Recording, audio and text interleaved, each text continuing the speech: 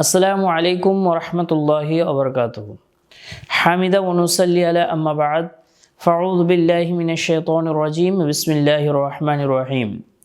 সুপ্রিয় দর্শক মণ্ডলী, দেশ ও বিদেশ হতে যে যেখান থেকে দেখছেন সকলকে জানাই ইউনাইট টিভির পক্ষ থেকে আন্তরিক ভালোবাসা ও মোবারকবাদ। রমজানুল মোবারকে আজকে আমার বিষয়বস্তু হলো যেসব কারণে সিয়াম নষ্ট হয়ে যায়। তার মধ্যে প্রধানত দুটি কারণ রয়েছে।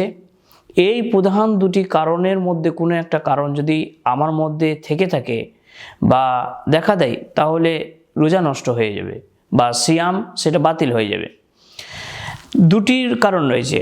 প্রথম নম্বর কারণ হলো, যে কারণে সিয়াম নষ্ট হয়ে যাবে তার অন্যতম কারণ হলো, যদি কোনো মহিলার ঋতুবতী হয়ে পড়ে, অর্থাৎ যে সারাদিন রোজা রেখেছে, তারপর দেখা গেল যে কোনো এক সময় তার মাসিক দেখা দিল, তাহলে এই মুহূর্তে তার রোজা বাতিল হয়ে যাবে, কিন্তু তাকে কাফারা লাগবে না, কাজা করলেই তার জন্য যথেষ্ট।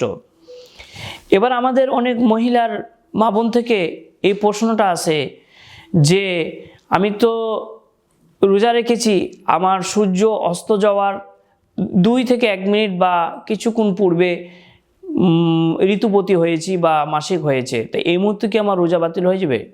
অবশ্যই আল্লাহ রাসূল সাল্লাল্লাহু আলাইহি ওয়াসাল্লাম এমনই কথা বলছেন যে তার রোজা বাতিল হয়ে যাবে, অর্থাৎ তাকে আবার পরবর্তীতে এই রোজাটা কাজা করতে হবে। তাহলে 1 নম্বর কারণ গেল।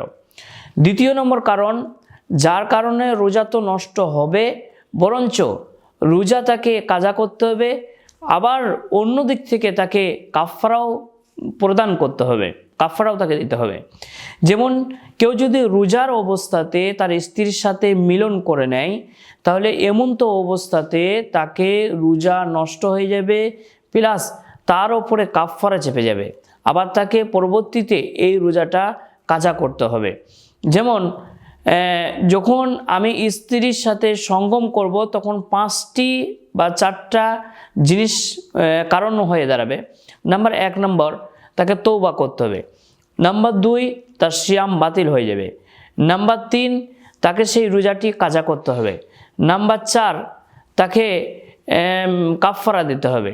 কাফারা কি হয়? তাকে কোনো একটা কৃতদাস আজাদ করতে হবে, কোনো একটা গোলামকে আজাদ করে দিতে হবে, আর না হয় তাকে 60টি রোজা রাখতে হবে, আর না হয় 60টা মিসকিনকে তাকে কাপড় পরাইতে হবে।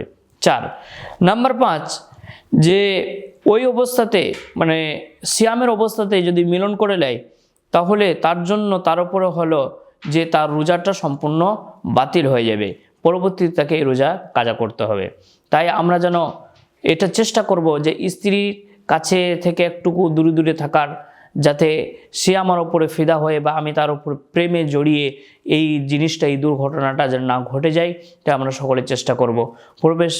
পরিশেষে আল্লাহর নিকট প্রার্থনা করি, আল্লাহ তুমি আমাদের রোজাকে কবুল করে নাও, এবং সিয়াম আমরা যে সারাদিন সিয়াম রাখছি, আল্লাহ তুমি এই সিয়ামকে তুমি তোমার দরবারে যেন কবুল হয়, এরকম যেন তৌফিক ইনায়েত করো। আমিন। ওয়া আখিরু আলহামদুলিল্লাহি রাব্বিল আলামিন। আসসালামু আলাইকুম ওয়া রাহমাতুল্লাহি ওয়া বারাকাতুহু।